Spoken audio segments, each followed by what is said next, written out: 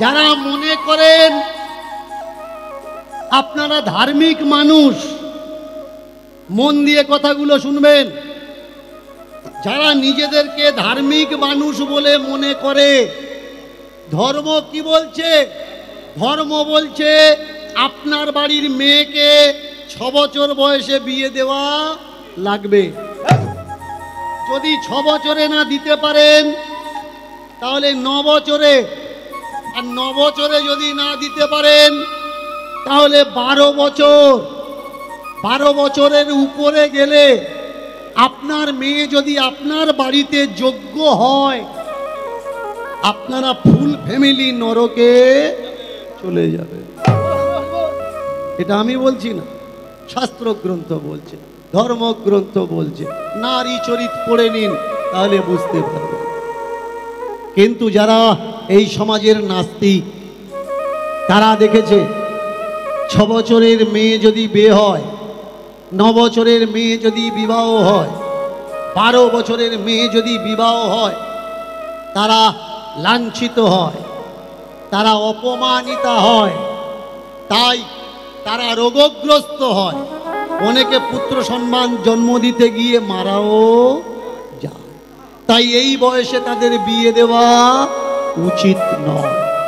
তাই তারা সরকারের সঙ্গে আইন করে 1818 সালের পর থেকে একটা আইন তৈরি করে 18 বছর সিদ্ধান্ত করেছে। এখন তো আবার 18 বছরও নেই, 20-22 বছরে এসে দাঁড়িয়েছে। শুধু তাই নয়, এখনো আবার 25-26 বছরের মেয়ে যাদের বাড়িতে আছে, মেয়ের বাবাকে বলে, ওদা ভালো ছেলে আছে দিবি। মেয়ে এখন পড়াশুনো করছে, এখন দেওয়া যাবে। আগে একটা সমস্যা ছিল, বিয়ে দিতে গেলে বাড়িতে মেয়ে থাকলে মাথায় হাত পড়ে যেত, লাঠি ছাতা নিয়ে খোঁজা লাগতো, কার বাড়ি দেবো, জামা কোথায়। এখন একটা দিন এসছে, ছেলের বাবারা মাথায় হাত দিয়েছে, মেয়ে কোথায় পাবো, সর্বনাশ। লাইন যদি করতে পেরেছো বিয়ে হবে, আর লাইন যদি না করতে পারো তাহলে কেষ্ট ঠাকুর হয়ে মোড়ের মাথায় গেম খেলতে হবে। অ্যারেঞ্জ ম্যারেজ আর হবে না, লাভ ম্যারেজই চলবে। দেখাশুনো আর না আছে দেখা, না আছে শোনা। যদি মিস কল আসে জানবে কপাল খুলে গেল, আর মিস কল যদি না আসে তোমার কল আর আসবে না। ছোট্ট মেয়েটা 6 বছরের মেয়ে, আনন্দীবাইয়ের বাবা চিন্তা করছে কার বাড়িতে দেবো, কার হাতে তুলে দেবো। শাস্ত্রে লেখা আছে, মেয়ের যদি যোগ্য বরের হাতে তুলে দেওয়া যায়, 14 পুরুষ তারা স্বর্গে ঠাঁই পায়।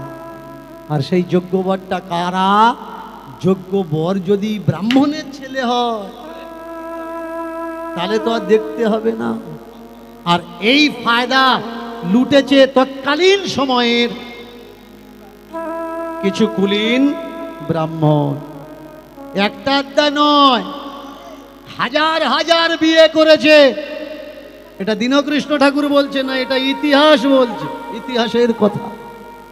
শুধু গেছে বিয়ে করেছে, সে জানে না এটা কত নম্বর বউ, আর ওই বউ জানে না আমার কত নাম্বার সতীন এর পিছনে লাইনে আছে। এরা বিয়ে করে বউ রেখে চলে যেত, বছরে একবার করে তোমার বাড়িতে আসবে মাসোহারা নেওয়ার জন্য, বছরের চাল ডাল টাকা পয়সা নেওয়ার জন্য। তুমি পা খুঁড়ে মরে গেলেও স্বামী স্ত্রীর এক হয় না। বিয়ে দিয়েছে ওইটুকাই যথেষ্ট। এখন সেই হাজারো বহু বিবাহ প্রথা নেই। এখন কি আছে? কানে দীক্ষা দেওয়া, মন্ত্র দিচ্ছে। মন্ত্র দিল, ও হাঁটা মারল, বছরে একবার নিশ্চয়ই তোমার বাড়িতে আসবে বস্তা নিয়ে। দে বাবা কি দিচ্ছিস দে। সেই বিবাহ প্রথাকে এখন ঘুরিয়ে এরা দীক্ষা প্রথা দিয়ে দিয়েছে। আর তুমি মনে করছো দীনকৃষ্ণ ঠাকুর গুরুবর্গদের নিন্দা করছে? না ভাই, তোমরা আর কতদিন অন্ধ হয়ে থাকবে? তাকিয়ে দেখো, এই সমাজে আমাদের স্কুলের গুরু দরকার, কলেজের গুরু দরকার, ওই সব বস্তা ধরে চাল ডাল গুরুর আমাদের কোনো দরকার নেই। আপনি মনে করছেন হ্যাঁ গুরুর আমার প্রয়োজন আছে, থাক, আপনার প্রয়োজন থাক, কিন্তু আমার সমাজে এদের কোনো প্রয়োজন নেই। যারা শিষ্যের বিপদে পাশে থাকতে পারে না, শুধু দুহাত তুলে আশীর্বাদ দেয়, ওই আশীর্বাদ কোনো কাজের নয়। আপনার বাড়িতে গুরুদেব এসেছে, আপনি 12-14 ভাগে রান্না করলেন, খাইয়ে দিলেন, না খেয়ে আছেন, গুরুদেবকে খাওয়াচ্ছেন, আর ওই অকৃতজ্ঞ গুরু শিষ্য খেয়েছে কিনা খোঁজ রাখে না, নিজে খেয়ে বললে ধন্য তোর গুরু সেবা, তোর মতো শিষ্য হয় না। বলুন তো, ওর মেয়ে যদি হতো, রান্না যদি করে দিত, আর ওর মেয়েটা যদি অনাহারে খিদায় দাঁড়িয়ে থাকতো, ও পারতো মেয়েকে না খাইয়ে নিজের গালে ওই ভাত, ওই রুটি, ওই পনিরটা মুখে ঢোকাতে আর গিলে নিয়ে এখান থেকে নামতো? যে আপনাকে শিষ্য বলে মনে করে, মেয়ে বলে মনে করে না, যে আপনাকে শিষ্য বলে মনে করে, ছেলে বলে মনে করে না, এরা তো কখনো গুরু হতে পারে না। আপনি মনে করছেন ওই গুরু ধরে আপনি স্বর্গে যাবেন? যদি স্বর্গ বলে কিচ্ছু থাকতো, ওই গুরু না গিয়ে তোমাকে কি নিত? আগে বোঝা লাগবে ভাই সত্যিটা কোনটা। গুরুদেব যখন তোমার বাড়িতে আসছে, তুমি তাকে দিচ্ছ ফল, টাকা, চাল, ডাল, গামছা, জামা, কাপড়, ওগুলো সমাজে কাজে লাগে। আর গুরুদেব তোমার বাড়ি থেকে যাওয়ার সময় তোমাকে কি দিচ্ছে? আশীর্বাদ। ওটা সমাজে কোনো কাজে লাগে না। গুরুদেবের আশীর্বাদ যদি সত্যি কাজে লাগতো, ওই আশীর্বাদও তোমাকে দিত না, হাত নিজের মাথায় দিয়ে বলতো আমার মঙ্গল হোক। ওর তাহলে আর কারোর বাড়ি গিয়ে হাত পাতা লাগতো। এই সেদিনের কথা বলছি, এক জায়গায় দাঁড়িয়ে আছি, একজন ভিখারি এসে বলছে, বাবা আমার কিছু দে বাবা, আমি তোর আশীর্বাদ করছি, তোর ঘরে টাকা পয়সা ভর্তি হয়ে যাবে, তোর ঘরে দুঃখ থাকবে না, সুখ শান্তি ফিরে আসবে, তোর নাম হবে, যশ হবে, দে বাবা তুই টাকা পয়সা আমার কি দিচ্ছিস দে।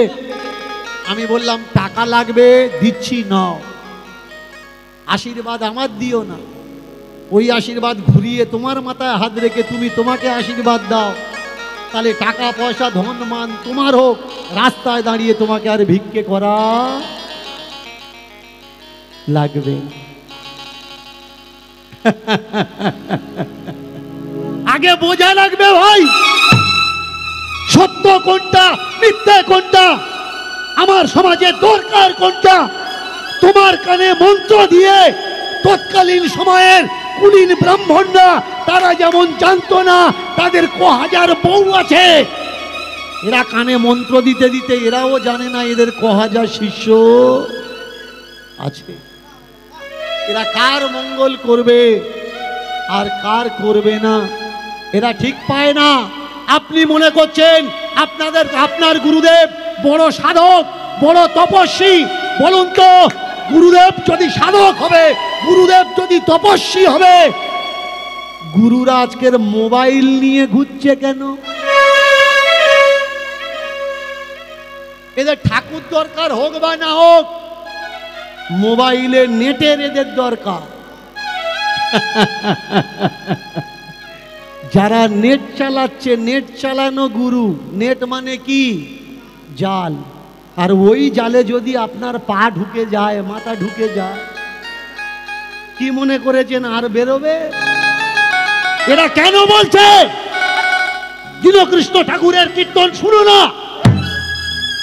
কারণ এরা ভালো করে জানে আমার সমাজের মানুষগুলো প্রশ্ন করা ভুলে গেছে।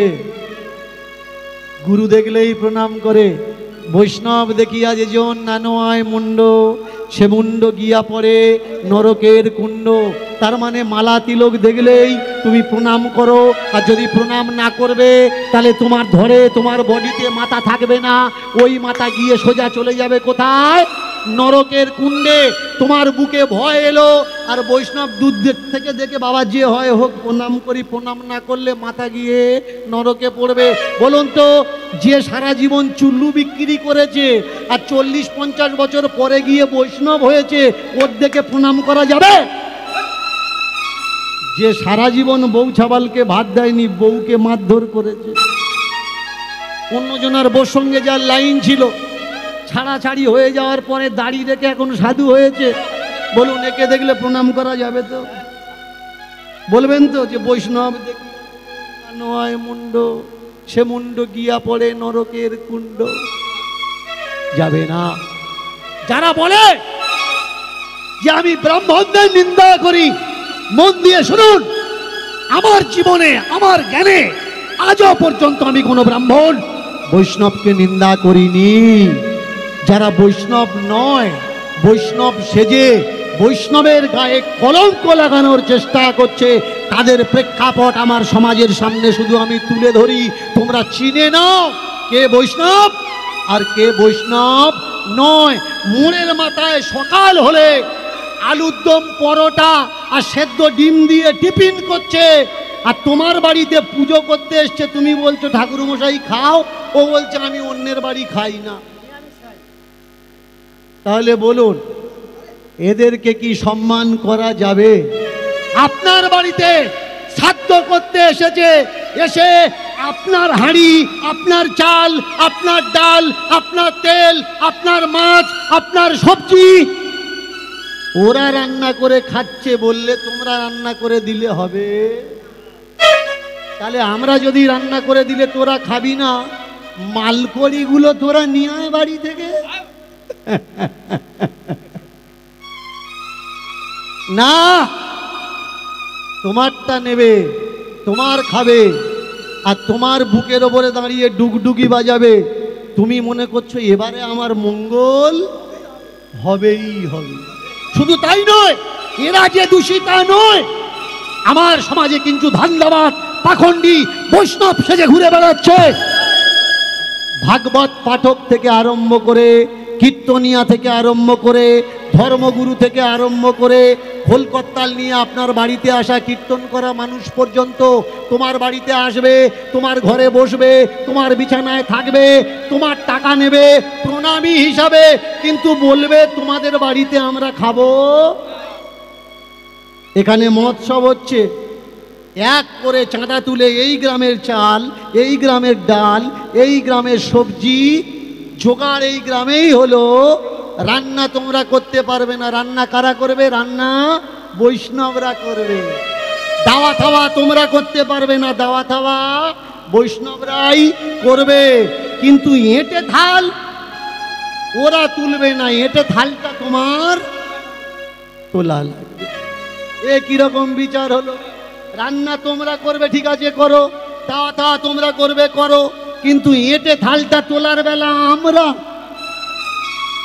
খাবার দিচ্ছে কোত্থেকে? এইভাবে গিয়ে চামচে করে এইভাবে দিচ্ছে না, দুধ থেকে এইভাবে ফেলে দিচ্ছে। কেন? ও যদি তোমার ছুঁয়ে দেয় তাহলে ওর জাত চলে যাবে। আগে বোঝো ভাই, এরা কারা? এরা আমার সমাজের সেই মানুষ। এরা আছে বলে আজকের আমার সনাতন ধর্ম কলঙ্কিত হচ্ছে। যে সনাতন ধর্ম ছিল বিশ্বের মাঝখানে, এক সময় বিশ্বগুরু, আজকের বিশ্বের কাছে আমার ভারত হয়ে গেছে শিষ্য, আর আমেরিকা হয়েছে জগতের গুরু। ভাবতে পারছে এরা কারা? এরা কি চাচ্ছে? এরা চাচ্ছে তুমি ভিক্ষা করো, তুমি নিকৃষ্ট হয়ে যাও, তুমি শেষ হয়ে যাও, তুমি প্রতিবাদ করো না, প্রতিবাদের ভাষা তুমি ভুলে যাও। মেয়ের মাথার, মেয়ের বাবার মাথায় চিন্তা, 6 বছরের মেয়ে বিয়ে দেবো তো কাকে দেব? খুঁজে খুঁজে একখানা বর পেয়েছে, বয়সটা খুব কম, মেয়েটার বয়স 6 বছর, আর একখানা যোগ্য কুলীন পাত্র পেয়েছে, বয়সটা 84 বছর বয়সে, বেশি নয়, একেবারে কচি বয়স। কিন্তু দিলে হবে কি, মেয়ের বাবার 14 পুরুষ উদ্ধার হবে, স্বর্গ চলে যাবে। এবার ঘটা করে সময় দেখে বিবাহ সে দিল, ঘটা করে সময় দেখে বিবাহ যে দিল। যত ছিল গ্রামের মেয়ে উলুধ্বনি দিল, উলুধ্বনি, যত ছিল গ্রামের মেয়ে উলুধ্বনি দিল, যত ছিল গ্রামের মেয়ে উলুধ্বনি দিল, যত ছিল গ্রামের মেয়ে উলুধ্বনি দিল।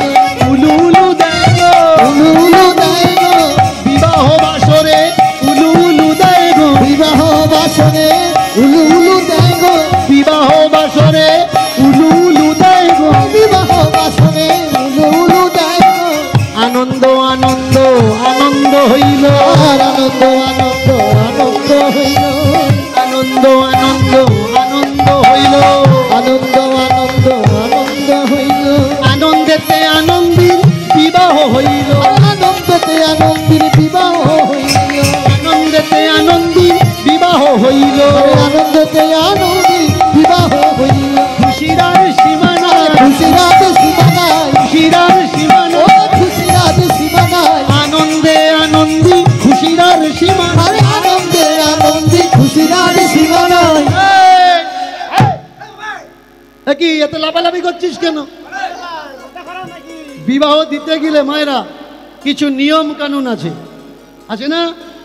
আমাদের সনাতন ধর্মে প্রথম নিয়ম হচ্ছে গায়ে হলুদ দেওয়া। হলুদ আমরা দিই কেন? হলুদ হচ্ছে অ্যান্টিবায়োটিক, হলুদ অ্যান্টিবায়োটিক। একজন ভিন্ন পুরুষ আর একজন ভিন্ন নারী, তারা দুজন যে দুজনার সংস্পর্শে আসবে, কারোর শরীরে যদি কোনো রোগ ব্যাধি থাকে, চর্মকে অ্যান্টিবায়োটিক পরিষ্কার করার জন্য হলুদ লেপন করা হয়। এখন তো বর্তমানে আবার নতুন নিয়ম বেরিয়ে গেছে, আপনাদের এদিকে হচ্ছে কিনা জানি না, মেহেন্দি করে হাতে। আমরা আমাদের সংস্কারকে ভুলতে বড় ভালোবাসি, আর অন্যের সংস্কারকে আমরা আপন করতে বড় ভালোবাসি। যারা ছেলে মেয়ের বিয়ে দেন, বিবাহের যে মন্ত্র, ভালো করে মন দিয়ে শুনবেন, বিবাহের মন্ত্র, যারা মন্ত্রের অর্থ জানে তাদের কখনো বলবেন যে এই এক একটা মন্ত্র অর্থ করে আমায় বলো, তাহলে দেখবেন বস্তা বস্তা নোংরা বেরোবে যে কে কার নামে কি বলছে। শুধু তাই নয়, আমাদের ধর্মে এই যে আমরা রাত্রেবেলায় বিয়ে দিই না, আমাদের ধর্মে রাত্রিবেলা বিয়ে হয় না। রাত্রিবেলা বিয়ে নিষিদ্ধ, অপরাধ, পাপ মানা হয়।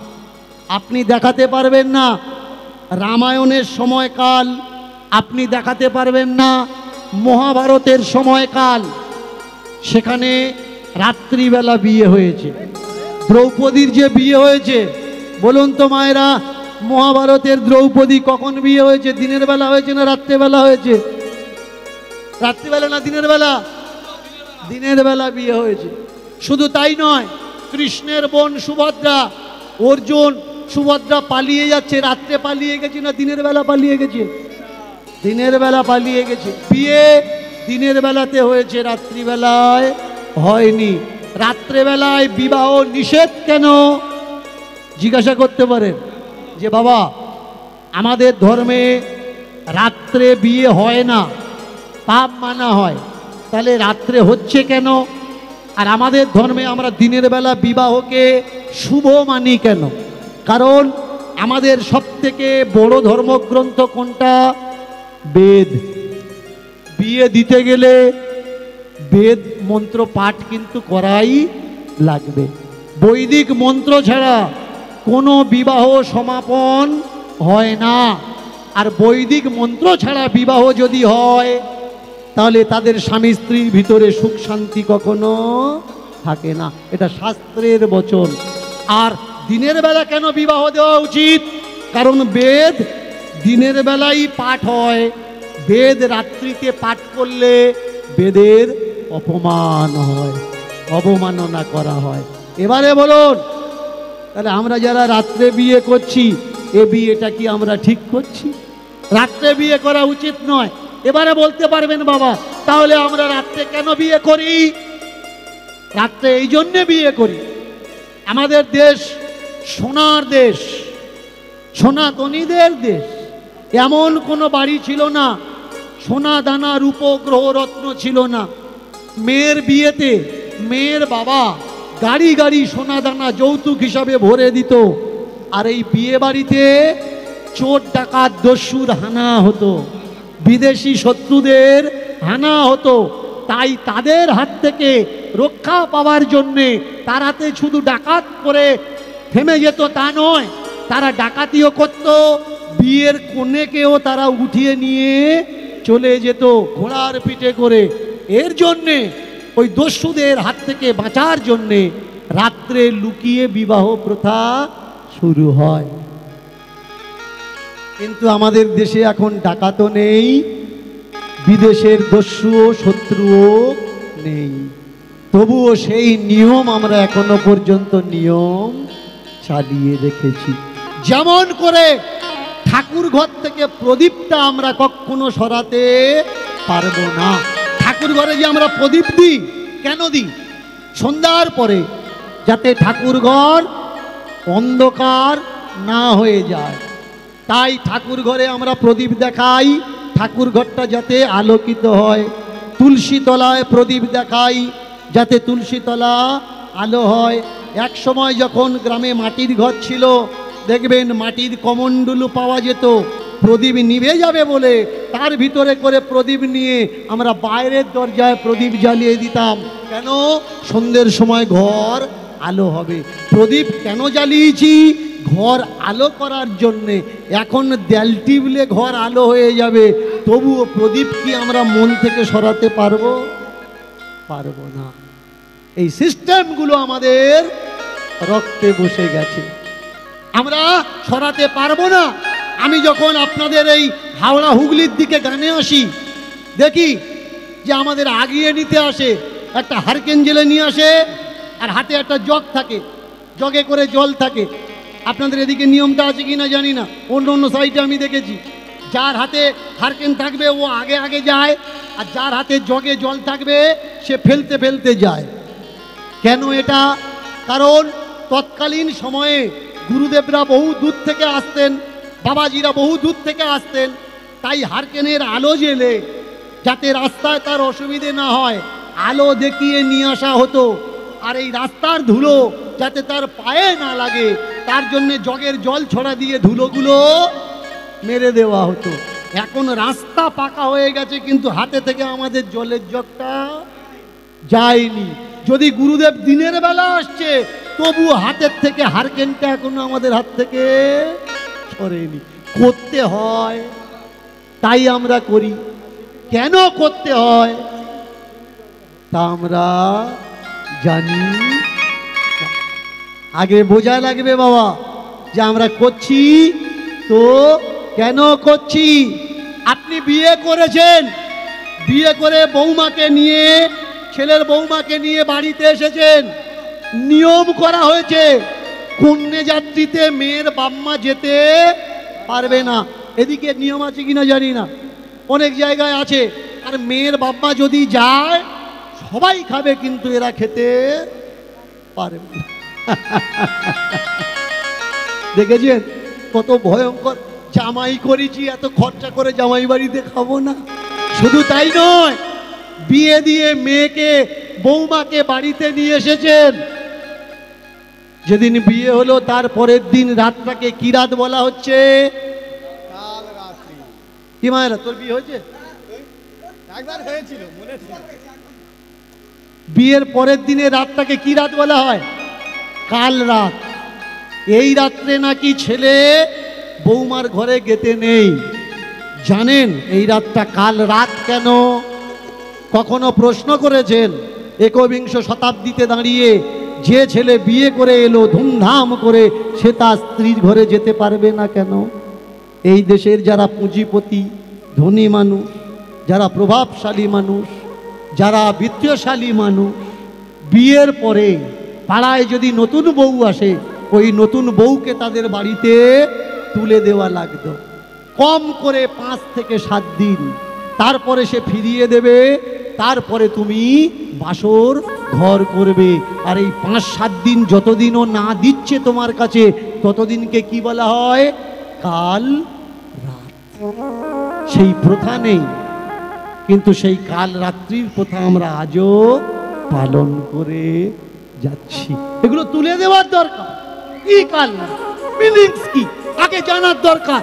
এর জন্য পড়াশুনো করো, পড়াশুনো করতে হবে। ওই ছোট্ট মেয়েটা 6 বছরের মেয়ে, ধুমধাম করে বিয়ে দিয়েছে, শ্বশুর বাড়ি চলে গেছে। ওমা, জামাইয়ের বয়স তো খুব অল্প। কদিন বাদে খবর এলো জামাই পটল তুলেছে। হাসছ না? নিয়ম এখন নেই, এখন তো স্বামীর গাল দাও, পোড়ার মুখে মরে না। সতীদাহ প্রথা উঠে গেছে। স্বামী মরলে চিতায় বউকে যদি তুলে দেওয়া হতো, দেখতে বোধ যদি স্বামীর যদি সর্দি কাশি হতো, বউ বলতো মরগে, তাড়াতাড়ি করে সর্ষের তেল গরম করে নিয়ে ডলবে, সর্বনাশ এ গেলে আমিও যাব, এ যদি যায় আমিও যাব, এর বাঁচিয়ে রাখি। ভয়ঙ্কর প্রথা সতীদাহ প্রথা। রাজা রামমোহনের মতো মানুষ যদি জন্ম না নিতেন, ডিরোজিওর মতো মানুষ যদি জন্ম না নিতেন, কৃষ্ণচন্দ্রের মতো মানুষ যদি জন্ম না নিতেন, কৃষ্ণমোহন, কৃষ্ণচন্দ্র নয়, রাজা কৃষ্ণচন্দ্র দুশ্মনী করেছেন, সতীদাহ প্রথার বিরোধ করেছেন, নারী শিক্ষার বিরোধ করেছেন। পরে রাজা কৃষ্ণচন্দ্র মারা গেলে তার ছেলে সহযোগিতা করেছেন। এর জন্যে দেশের ইতিহাসগুলো কখনো কখনো পড়ার দরকার। কি আমাদের ধর্ম, কি আমাদের দেশ, কি আমাদের ব্যবস্থাপনা। আজকে তাকিয়ে দেখুন, কানে খবর এলো জামাই মারা গেছে। আনন্দির বাবা পাগলের মতো ছুটেছে গো, পাগলের মতো ছুটেছে। ওরা আমার মেয়েটাকে বাঁচাবে না, চিতা করে চিতায় তুলে দেবে। যখন গিয়ে বাড়িতে দাঁড়িয়েছে, দেখছে মেয়েটার শাঁখা সিঁদুর ভেঙে দিয়ে, মুছে দিয়ে, সাদা কাপড় বেঁধে পরিয়ে দিয়ে, পিছনে 2 হাত মারছে। এই কি করছো, কি করছো? খুলে দাও, খুলে দাও মেয়ের হাত। জোর করে গিয়ে ঝাঁপিয়ে পড়ে 2 হাত খুলে দিয়েছে। কি করছো এটা? তোমার মেয়ে সতী হবে, স্বামীর সঙ্গে স্বর্গে যাবে। কোনো সতী হবে না। আমার মেয়ে, স্বামী মরে গেছে, বিয়ে দিয়েছিলাম, বিয়ে দিয়েছি, স্বামী নেই, জামাই নেই, আমার মেয়েকে নিয়ে আমি চলে যাব। মাগো, কে বলে মেয়েদের কোনো বাড়ি নেই? একটা গান আছে না, কন্যা ওই গ্রামেতে, বাপের বাড়ি শ্বশুর বাড়ি ওই, তোমার বাড়ি কই গো কন্যা, তোমার বাড়ি কই? জানেন মেয়েদের নিজের বাড়ি কোনটা? তার জন্ম ভিটা, তার বাপের বাড়ি। কিন্তু মেয়েরা ভুলে যায়, যে বাড়িতে 20 বছর কাটিয়েছে, 25 বছর কাটিয়েছে, একদিন স্বামী পাওয়ার পরে স্বামীর ঘরে চলে যায়। দ্বিতীয়বার যখন নিজের বাড়িতে আসে, এসে বলে, ওমা আমি থাকবো না গো, আমার শাশুড়ি আমার হাতে ছাড়া খাবে না, আমার ছোট দেওরটা আমি না গেলে কাঁদবে। ছোট দেওরের কথা তার মনে থাকে, কিন্তু ছোট ভাইয়ের কথা তার আর মনে থাকে না। যাদের জন্য সে নিজের বাবাকে ভুলে যায়, মাকে ভুলে যায়, ভাইকে ভুলে যায়, বোনকে ভুলে যায়, সেই শ্বশুর শাশুড়ি যখন তাকে ব্যথা দেয়, সে মার কাছে এসে বলে, মা গো ওই বাড়িতে কেন দিয়েছো? তুমি আমাকে মেরে ফেলে দিতে পারো। মেয়েদের ব্যথা রাখার জায়গা নেই। সমাজে কত কুপ্রথা দেখুন। বিয়ে হয়ে চলে যাচ্ছে মেয়ে, বরণ করছে, মেয়ে কাঁদছে, বাবাকে ছেড়ে চলে যাব। গ্রামের মানুষরা মেয়ের মাকে বাবাকে ডেকে নিয়ে আসে, 1 মুঠো চাল নিয়ে তার ঝোলায় দিয়ে দেয় মেয়েটা, দিয়ে বলে এতদিন তোমার যা খেয়েছি ঋণ শোধ করে দিলাম। বলুন তো মায়েরা, বাবা মার ঋণ এক মুঠো চাল দ্বারা শোধ করা যায়? যায় না। এইসব নিয়মগুলো তুলে দেওয়ার দরকার। যখন কোনো মেয়ে বিয়ে হয়ে যাওয়ার সময় চাল ডাল দিয়ে বাবার আঁচলে দিয়ে বলে শোধ করে দিলাম, ভেবেছেন বাবার হৃদয়টা কি হয়, মায়ের বুকটা কি হয়?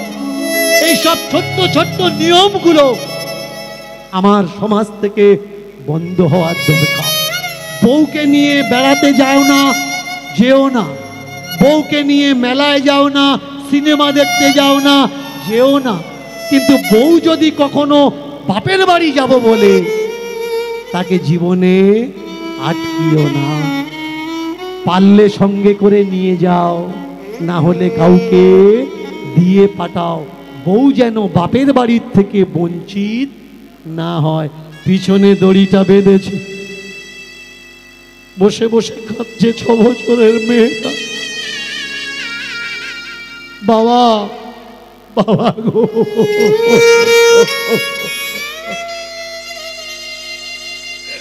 তুমি কোথায় বাবা? এরা আমার চিতাতে তুলে দেবে। হাত বাঁধছে, পা বাঁধছে। আনন্দীর বাবা ঝাঁপিয়ে গিয়ে পড়েছে। এই, কে বেঁধেছিস আমার মেয়ের হাত? খুলে দে, খুলে দে। মেয়েকে বুকে জড়িয়ে ধরেছে। তোর বাবা বেঁচে আছে মা, তোর গায়ে একটা আঙ্গুলের দাগ কেউ লাগাতে পারে। ওকে নিয়ে যেও না, পাপ হবে। হোক আমার পাপ, আমি নরকে যাব, কিন্তু আমার আনন্দীকে আমি এ বাড়িতে রাখবো না। বুকে করে জড়িয়ে ধরে মেয়েকে নিয়ে চলেছে। মা, তুই বলছিলিস না যে ঘরে আমি ঢুকি সেই ঘরে কি আছে? আজকে চল মা, তুই দেখবি, চল। সেই ঘরে কে আছে আর কি আছে? যে ঠাকুর ঘরে মেয়েদের ওঠা নিষিদ্ধ, ওই ঠাকুর ঘরে আজকের মেয়েকে চান করিয়ে সাদা পোশাক খুলে দিয়ে লাল টুকটুকে শাড়ি পরিয়ে আনন্দীকে বলে উঠলে, মা চল দেখবি, চল ওই ঘরে কে আছে। আনন্দী গিয়ে দেখলে একটা কালো পাথর এইভাবে দাঁড়িয়ে, হাতে একটা বাঁশি নিয়ে দাঁড়িয়ে আছে। এটা কে বাবা? ও বাবা, এটা কে? মা, এটা তোর ছেলে গোবিন্দ বল্লভ। ও বাবা, এটা আমার ছেলে, এটা আমার ছেলে। হ্যাঁ গো বাবা, এটা আমার ছেলে। ছুটে গিয়ে কোলে করে ধরেছে। ওরে ও ছেলে, এতদিন তুই কোথায় ছিলিস? ও ছেলে, এতদিন তুই কোথায় ছিলিস? জড়িয়ে ধরে আনন্দ করছে আর বাবাকে বলছে, বাবা, ও বাবা, তুমি दिल में बसा तो लूं, तुम्हें मन में बसा तो लूं, जीना अब तेरे लिए, अब तेरे लिए, तुम्हें दिल में बसा तो लूं, तुम्हें मन में बसा तो लूं,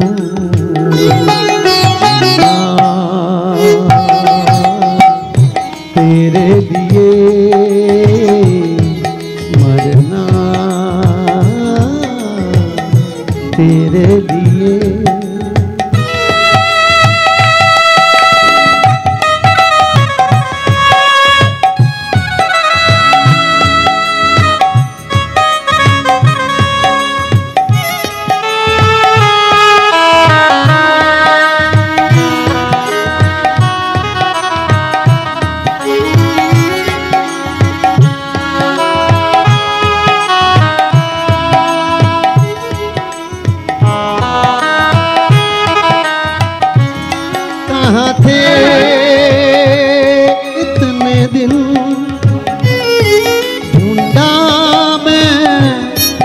सारा दिन कहाँ थे इतने दिन ढूंढा मैं सारा दिन नगर नगर डगर डगर नगर नगर डगर डगर मर जाऊं तेरे बिन जीना तेरे लिए मरना तेरे लिए दिल में तुम्हें बसाया मन में तुम्हें सजाया जीना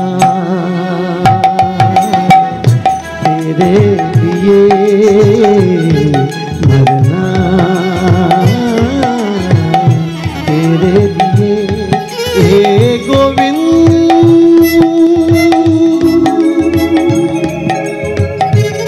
हे गोविंद हे गोविंद हे गोविंद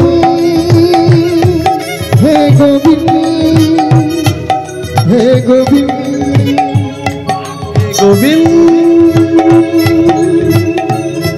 हे गोविंद